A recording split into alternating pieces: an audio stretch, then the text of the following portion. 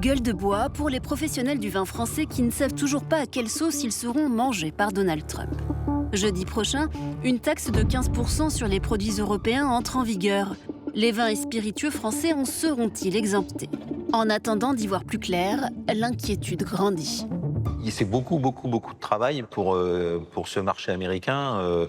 Ça représente des années de rencontres avec les importateurs. Donc évidemment, ce serait dommage que tout ce travail soit mis à mal parce qu'il y a aujourd'hui 15% de taxes. Avec près de 4 milliards d'euros par an, les États-Unis sont le premier marché à l'export des vignerons français. Un chiffre qui pourrait, selon le secteur, chuter de 25% et menacer près de 600 000 emplois directs et indirects. Un risque pris très au sérieux, d'autant que le marché intérieur traverse une période de turbulence également. Repas moins ritualisés, préoccupations sanitaires et écologiques grandissantes. De 120 litres par habitant et par an en 1960, la consommation a été divisée par 3 pour s'établir aux alentours des 40 litres aujourd'hui. Ils veulent savoir d'où vient le produit, surtout comment le vin a été fabriqué. J'ai l'impression que les jeunes et même les consommateurs en général font un peu cette chasse aux intrants qui peuvent être liés notamment à l'usage de pesticides. Des goûts en mutation, de même que l'environnement. Avec le changement climatique, les professionnels du secteur doivent composer avec un terrain de plus en plus capricieux. On peut passer sur des périodes pluvieuses à des périodes plus sèches et caniculaires. Donc là, en l'occurrence, le week-end dernier, on a eu un orage de grêle. Et après, du coup, comme là, cette semaine, on retombe sur une semaine caniculaire. Soumis à de multiples défis, le secteur des vins et spiritueux en France peut-il s'adapter à cette nouvelle donne ? La hausse des taxes américaines, si elle se confirme, risque-t-elle de lui infliger un coup de grâce ? Alors que la France reste le deuxième consommateur de vin au monde, après le Vatican, les motifs d'inquiétude sont-ils vraiment fondés ? Et pour en parler, nous recevons ce soir Sylvie Allem. Bonsoir. Bonsoir. Vous êtes viticultrice à Montbazillac et vice-présidente de la coopérative de Montbazillac. Selon vous, il n'y a pas d'autre solution que de se réinventer, car la crise que connaît le milieu viticole aujourd'hui est, dites-vous, structurelle. Toutefois, les vins français sont toujours vus comme des produits d'excellence. À vos côtés, Laure Gasparotto, bonsoir. Bonsoir. Vous êtes journaliste au Monde, spécialiste du vin. Votre livre, Si tu veux la paix, prépare le vin, éloge de la Bourgogne, est paru aux éditions Grasset. Selon vous, la filière n'est pas en crise, mais en mutation. La France reste le premier producteur et exportateur mondial de vin et de nouveaux marchés sont en train d'émerger, notamment en Afrique. Et puis Thierry Pouche, bonsoir. Bonsoir. Vous êtes chef économiste aux Chambres d'agriculture France. Selon vous, l'augmentation des droits de douane devrait fortement ralentir les exportations. Il faut, dites-vous, un renouvellement en s'ouvrant à de nouveaux marchés et de nouveaux produits. Mais tout cela demande du temps et de l'investissement. Et pour entamer ce débat, c'est avec vous, Hélène, et le chiffre du jour. 1 milliard, Jean-Mathieu, comme le milliard d'euros que la Fédération des exportateurs de vins et de spiritueux s'attend à perdre avec l'instauration de ces taxes. 1 milliard d'euros de pertes estimées, soit un quart des ventes en moins, et 600 000 emplois, directs ou indirects, qui seraient concernés. Je dis bien seraient, puisque c'est du conditionnel, ce serait des estimations. Est-ce que ces chiffres, d'ailleurs, Thierry Pouche, sont crédibles, sont réalistes ? Ce sont des estimations parce que les 15% qui ont été infligés par les États-Unis sont toujours en négociation finalement. Il était prévu 30%, on est descendu à 15%. Il n'était pas prévu d'intégrer les vins et les spiritueux dedans, finalement ils le sont. Donc les négociations se poursuivent. Donc il va falloir un petit peu attendre. Mais on est vraiment dans une fourchette 800 millions, 1 milliard. Ça c'est certain parce que de toute façon, au-delà des droits de douane qui renchérissent le produit qui est importé sur le marché américain, moi, je crois qu'il faut ajouter aussi l'évolution de l'euro par rapport au dollar. Il s'est considérablement apprécié depuis le début de l'année. Et donc, ça ne fait qu'ajouter au prix du produit qui va s'alourdir. On est aux alentours de 35% finalement au total. Donc, ça fait beaucoup. Et tout va dépendre à la fois des catégories socioprofessionnelles, de la réaction du consommateur américain. Est-ce qu'il va continuer à consommer ? Alors, on va parler de tout ça, mais surtout, ça, quand vous dites ça devrait négocier, mais c'est vrai que le temps est compté maintenant, puisque ça devrait être jeudi, normalement. Ça pourrait s'appliquer. On sait que Donald Trump peut changer d'avis, mais normalement, ça devrait être jeudi. Laure Gasparotto, justement, même question sur les chiffres vous-même. Est-ce que ce sont des chiffres crédibles ? En tout cas, depuis cette crainte, parce qu'en fait, c'est une guerre commerciale qui accumule, qui fait surgir encore des obstacles. Et ce sont des craintes vraiment peut-être justifiées, mais finalement peut-être pas si importantes par rapport à déjà tous les obstacles qui existent dans le monde du vin. C'est une crainte de plus. Et peut-être que même ce sera suspendu au mois de septembre, hein, on n'en sait rien. C'est pas encore. C'est pas jeudi qu'il y aura la réponse, ce sera à la fin du mois de septembre. En tout cas, Trump fait régner une peur dans le monde du vin qui en a vraiment pas besoin en ce moment. Sophie Alem, vous êtes sur le terrain, vous êtes viticultrice, vous la ressentez cette peur au quotidien? Oui. Oui. Alors, ce n'est pas vraiment la peur des taxes Trump, parce que, comme dit Laure, c'est un de plus. Voilà, c'est un de plus dans cette crise. Parce qu'aujourd'hui, alors, moi, je produis beaucoup de blanc, et le blanc n'est pas vraiment en crise, mais le rouge est en crise, et c'est un élément de plus qui rajoute à la crise. Voilà. On le sent sur nos réunions, puis on connaît des exploitations où, aujourd'hui, on arrache. Ouais. Donc, quand on arrache des... Alors, quand des exploitations arrachent une partie de leur production parce qu'ils jugent qu'ils vont se recentrer et mieux travailler, ou voilà. Mais là, aujourd'hui, on arrache des exploitations entières parce qu'il n'y a pas de succession. Voilà, il n'y a pas de succession, personne ne s'installe. Donc là, oui, on est vraiment dans le désarroi. Thierry Pouch, il est vrai que là, on parle des États-Unis. Aux États-Unis, le vin est considéré comme un produit de luxe. On se dit que ceux qui sont déjà capables d'acheter du vin aujourd'hui pourraient peut-être l'acheter avec, même s'il est plus cher demain, non? Est-ce qu'ils peuvent absorber? Alors, en principe, quand on est sur un produit de luxe et qu'on l'achète sans trop de difficultés au regard de son pouvoir d'achat et de sa catégorie socio-professionnelle, manifestement, on peut encaisser le choc du droit de douane et éventuellement du taux de change. Après, pour des raisons de réflexe un petit peu patriotiques aussi, il faut en tenir compte, peut-être que le conflit commercial va détourner une partie des consommateurs américains vers des vins californiens, parce qu'ils en produisent, c'est quand même pas négligeable. Les vins californiens ne sont pas moins chers que les vins européens, et français en particulier. Il y a quand même une bouteille sur 3 qui est française aux États-Unis. Le marché américain représente le premier marché des vins français, et c'est la raison pour laquelle on est si craintif aujourd'hui par rapport à ces taxes. Oui. Alors, parce que la dernière fois, quand Donald Trump avait mis des taxes, en effet, dans son premier mandat, est-ce que le marché avait été absorbé? Est-ce que ces taxes avaient été absorbées ou pas par justement ces consommateurs américains? Les taxes ont été absorbées, mais ce n'a pas en fait exclu le fait que les producteurs français se soient tournés vers d'autres marchés. C'est ça, oui. Et donc aujourd'hui, quand ces professionnels ont cette menace, ils ont déjà préparé le terrain de la menace. D'ailleurs, l'année dernière, en 2024, les exportations vers les États-Unis ont augmenté de 4% depuis la France. Donc on était en croissance avec les États-Unis. Et c'était aussi pour préparer cette année qui serait peut-être difficile au niveau des taxes. Mais par ailleurs, il y a déjà énormément de marchés qui sont en train de se relayer. En effet, certains pays africains auxquels on ne s'attendait pas. Voilà. Et finalement, Sylvie Alem, qui sera le plus impacté par ces taxes? Les petits ou les gros producteurs? Ça sera les gros, parce que les petits, ils ont du mal quand même à aller à l'export.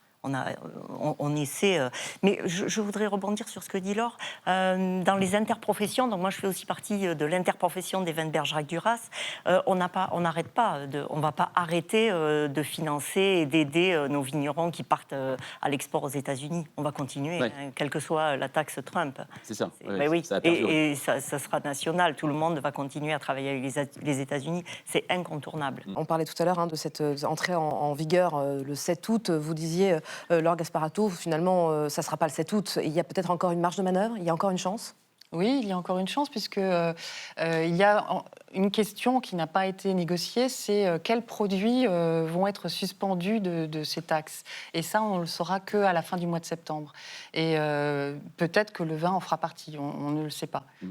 Alors on va faire un petit tour du côté de nos archives. On va filer en 1956. On va voir qu'on parlait déjà du vin, mais alors là d'une manière plus sanitaire. À l'époque, le combat contre l'alcoolisme est une priorité du gouvernement, et notamment chez les plus jeunes. Premier chantier, interdire l'alcool à l'école. Et oui, c'est un autre temps. Un menu scientifiquement équilibré tient compte, en ce qui concerne le choix des boissons, de la dernière circulaire du ministre de l'Éducation nationale qui vient d'interdire dans toutes les cantines scolaires toute boisson alcoolisée pour les moins de 14 ans.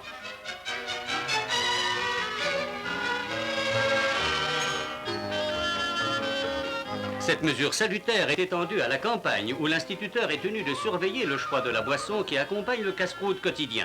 La sobriété est une bonne habitude. Elle est la base même de la santé de nos enfants. Voilà, nous sommes en 1956, donc c'était vraiment une autre habitude, et là c'était vraiment sanitaire. Mais Thierry Pouche, c'est vrai, quand on voit les chiffres, c'est assez impressionnant. Dans les années 60, c'était 120 litres de vin par habitant et par an. Aujourd'hui, c'est 40 litres, moins de 40 litres par habitant et par an. Ça veut dire que c'est une filière, le vin et spiritueux, en crise, mais qu'on n'avait pas du tout anticipé ce changement de mentalité, d'attitude, de consommation de la part des Français. Un peu quand même, parce que bon, il y a eu des raisons de santé, il y a eu la montée de la préoccupation environnementale avec le mode de fabrication des vins, etc. Mais le fait que l'exportation ait connu une croissance aussi importante, je rappelle quand même que c'est le premier excédent de la balance commerciale agroalimentaire française. Et ça, c'est quelque chose de structurel et d'historique. C'est-à-dire que, grosso modo, depuis la fin des années 70, début des années 80, c'est le premier poste excédentaire devant les céréales et les produits laitiers. Donc, il y a eu quelque part une forme de compensation.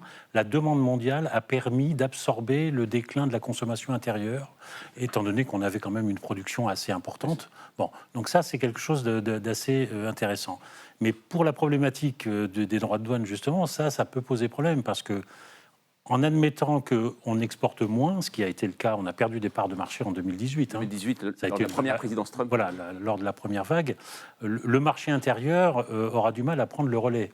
Donc c'est pour ça qu'il faudra trouver d'autres débouchés extérieurs, ou alors se préparer par anticipation, mais là, ça sera sur un terme un peu plus long, pour faire de nouveaux produits, des vins pétillants, des vins sans alcool, etc. Sylvia Alem, vous le voyez, je vois réagir, vous le sentez, ce changement sociétal? On boit moins le midi, par exemple? Oui, alors je rebondis parce qu'on avait quand même beaucoup, on anticipe toujours, hein, la production est là, on a fait un plan de filière, on a quand même recentré beaucoup le vin sur la qualité. Aujourd'hui, bien sûr, on a beaucoup diminué, mais les gens boivent du vin de qualité. Aujourd'hui, on a une meilleure qualité que dans les années 60 ? Oui, c'est ça. Je pense que la qualité a pris le dessus sur le petit vin qu'on buvait à l'école ou dans les campagnes. Voilà, il y a quand même cette notion-là.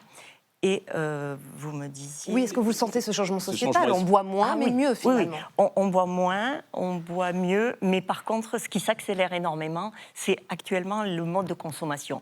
Donc aujourd'hui, les gens ne rentrent pas chez eux pour manger le midi, donc ils vont manger dans des fast-foods, les jeunes mangent tous dans des fast-foods, ils rentrent dans la vie de plus en plus tard, j'ai envie de dire. À 30 ans, aujourd'hui, on a nos premiers enfants, on n'a plus de repas de famille le dimanche, voilà, et donc on n'a plus l'occasion de boire du rouge, parce que j'en reviens toujours au fait que ce sont les rouges qui sont en crise.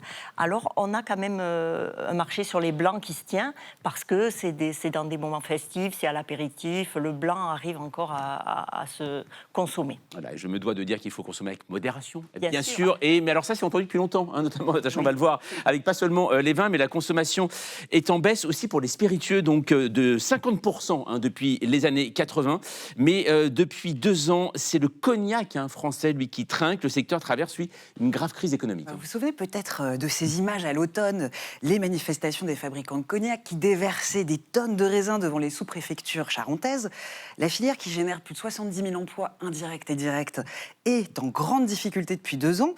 Chômage partiel, vague de licenciements et mouvements sociaux se multiplient. L'industrie est notamment victime des guerres commerciales avec la Chine et les États-Unis, ses 2 principaux clients. En octobre, Pékin avait mis en place de lourdes taxes de l'ordre de 35% contre les spiritueux européens, en réponse au choix de Bruxelles de taxer les importations de voitures chinoises électriques dans l'Union européenne. Alors, résultat, cet hiver, les ventes de cognac se sont effondrées de près de 60% en Chine. Le cognac a disparu des duty-free des aéroports et des boîtes de nuit chinoises. Alors, en juillet, la Chine a assoupli ses droits de douane, mais à cela s'ajoute une chute des ventes de 45% aux États-Unis en 2023, et depuis, le marché est toujours morose. Alors on l'a vu, vous avez un peu répondu sur le vin tout à l'heure. Justement, l'industrie, elle ne peut pas compter sur les consommateurs français pour se maintenir à flot? C'est vrai que le cognac est candidat pour entrer au patrimoine culturel immatériel de l'UNESCO, qu'il mise sur l'œnotourisme, qui cherche à renouveler son image auprès des consommateurs. Mais le problème, c'est que l'eau-de-vie charentaise est complètement dépendante des exportations. 96,8% du cognac est consommé à l'étranger, et précisément en Chine et aux États-Unis. Alors Thierry Pouche, ça fait 300 ans que cette filière existe. Est-ce qu'il est possible de remplacer de tels marchés et d'en inventer de nouveaux assez rapidement ? Ça va être compliqué. En tout cas, il y a une période d'ajustement qui va être, à mon avis, assez longue, parce qu'on parlait des droits de douane américains, mais on voit bien que la Chine, aujourd'hui, réagit aux mesures prises par l'Union européenne sur les voitures électriques, mais aussi traverse un ralentissement économique qui se répercute sur les achats de cognac, par exemple. Donc, d'une certaine manière, les vins et boissons alcoolisés sont assez emblématiques de cette guerre commerciale qui semble se généraliser. Parce que je voulais dire tout à l'heure que l'Afrique du Sud elle-même, qui produit du vin, est également taxée par les États-Unis. Et donc, on va retrouver tous les producteurs qui sont concernés par ces droits de douane sur des marchés alternatifs. Et là, ça va être compliqué d'écouler la production. Vous parliez de l'Afrique du Sud, mais aussi, Laure Gasparotto, c'est que là, les droits de douane ne sont pas contre la France, mais contre l'Union européenne. Donc, il y a les deux autres pays qui produisent énormément de vin, qui vont être l'Espagne et l'Italie. Ça veut dire que là, est-ce que la crise ne va pas seulement être française, mais il peut y avoir une crise viticole mondiale aujourd'hui ? Ah oui, elle est totalement mondiale. Et les arrachages ne concernent pas que les vignobles français. On en trouve en Californie. Le numéro 1 du vin à Gallo est même en difficulté aux États-Unis. Donc c'est vraiment au Portugal. Enfin, c'est une crise générale. Et en effet, sur les nouveaux marchés, tout le monde va se battre. Oui. Et il y a ceux qui ont déjà pris leur bateau de pèlerin qui commencent à récolter les fruits. J'ai rencontré il y a quelques jours un importateur qui travaille les champagnes en Arabie Saoudite et qui commence à en récolter les fruits. Et c'est une augmentation de 100% par an. Il faut dire qu'on partait de très bas. Et les Émirats arabes ne vont pas compenser les marchés américains et chinois. Mais c'est pour montrer un exemple que si on prend son bâton de pèlerin et qu'on va distribuer de manière très détaillée, il y a de l'espoir. Mais en effet, on ne va plus pouvoir envoyer des dizaines et des centaines de palettes sur un même marché. On va diversifier. Chercher les nouveaux marchés, être créatif. On a l'impression que cette filière doit sans cesse se réinventer. Vous parliez des rouges, c'est vrai, surtout dans les rouges. Je vous propose de regarder ce viticulteur qui nous explique comment lui, il s'en sort. Il y a quelques années, on avait lancé un vin orange nouveau qui avait beaucoup plu. On avait lancé par la suite un rousé, donc c'est un mot valise qu'on a inventé qui est la contraction en fait, de vin rouge et de rosé. Et ce qui fait que sur ces 3 dernières années, on est en croissance de 35%, 17%. Et cette année, on annonce une croissance de 6% des importations sur le Japon. Le rosé, le vin orange, on a même des vins sans alcool. Sophie Alem, c'est ça l'avenir aujourd'hui de la vigne, du vin ? Alors, on a travaillé beaucoup dans ce plan de filière pour essayer de trouver des solutions. Donc, il paraît que nos vins sont trop alcooleux, donc on va baisser le degré d'alcool. C'est vrai que la bière, les jeunes consomment beaucoup de bière. Donc aujourd'hui, on a sorti pratiquement tous les profils, que ce soit en rouge, en sec et même en moelleux. On vient d'en faire un, nous, dans la région de Bergerac, un Côte de Bergerac moelleux qui est à 6 degrés. Donc on a travaillé aussi avec la grande distribution pour essayer de repenser leur rayon. Donc ils vont mettre d'abord le vin sans alcool, puis le vin à peu d'alcool, et puis les vins normaux. On a pensé à des capsules qui se vissent, on a pensé à des canettes. Enfin, je veux dire, la filière est prête à s'adapter comme elle s'est toujours adaptée sur le profil des vins. Je vous parlais du profil des vins tout à l'heure. Voilà, et ben, on va s'adapter à ce que veulent les consommateurs. Laure Gasparotto, on voit aussi des consommateurs très attentifs, on l'a vu tout à l'heure dans le sujet, sur la manière dont le vin est fabriqué, dont il est produit par rapport aussi aux engagements environnementaux, que le consommateur est plus attentif à ça aujourd'hui. Oui, c'est vrai. Mais malgré tout, le bio a baissé dans le monde du vin. C'est parce que le pouvoir d'achat a baissé. Donc, comme les produits bio sont plus chers, on a vu même des vignerons historiques dans l'agriculture biologique se désengager. Donc, il y a d'autres parades pour l'écologie, l'environnement. Et en effet, le consommateur est très intéressé par ça. Mais pour revenir à l'adaptation du monde du vin, l'imagination, la résilience de cette profession est extraordinaire. Par exemple, prenons l'exemple de Cahors. Cahors, tout de suite, on pense à un vin rouge, costaud, etc. Eh bien, depuis une dizaine d'années, les vins de Cahors sont devenus très blancs, beaucoup de chenin. On fait même du blanc à partir du Malbec, qui est un cépage rouge. On fait des pétillants à Cahors. Donc la production a vraiment changé. Et en effet, le vigneron s'adresse de plus en plus à son consommateur. C'est peut-être, Thierry Pouche, aussi facilité en France. C'est quand même le patrimoine, la vigne, le vin, ça fait partie de notre histoire. Est-ce que, par exemple, tout ce qui va être l'œnotourisme, on en parlait, ça peut être aussi une filière d'avenir? Toutes ces voies sont des voies à explorer et sont certainement, parmi elles, il y en a qui sont prometteuses.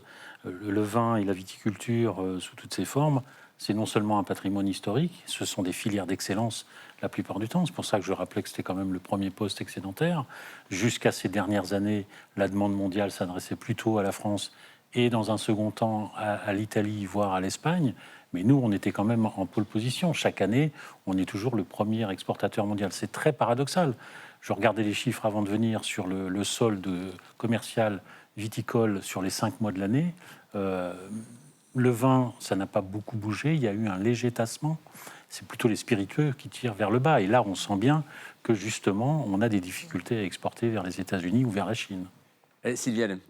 Oui, je rebondis sur l'œnotourisme parce que ça, c'est un mot qui me parle parce que je viens de Montbazillac. Et nous, à Montbazillac, en 1960, nos grands-parents ont acheté un château médiéval, moyenâgeux, donc du XVIe siècle. Et donc, on fait de l'œnotourisme depuis 1960. Et donc, on est vigneron coopérateur, mais on demande à nos vignerons d'aller tous les jours parler aux touristes pour leur expliquer notre métier et pouvoir dire, alors je vous remercie de nous avoir invités ici à Paris pour parler de notre métier, mais nous on fait un métier de passion. J'ai plaisir à dire, on est des paysans. Et les paysans façonnent les paysages. Et quand vous venez en vacances en province, vous voyez cette diversité que l'on a en France.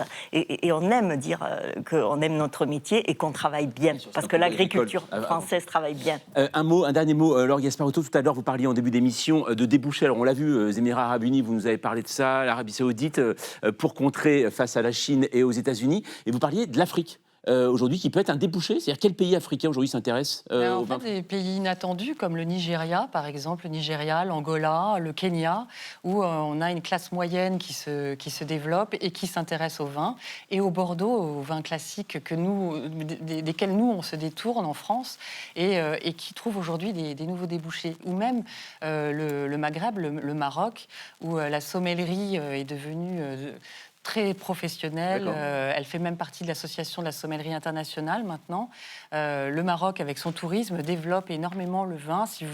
On peut trouver des très bonnes cartes des vins dans les destinations que les Français aiment, par exemple. Merci beaucoup en tout cas. Voilà, le débat sur modération, c'est sur 28 minutes. Merci en tout cas à vous trois.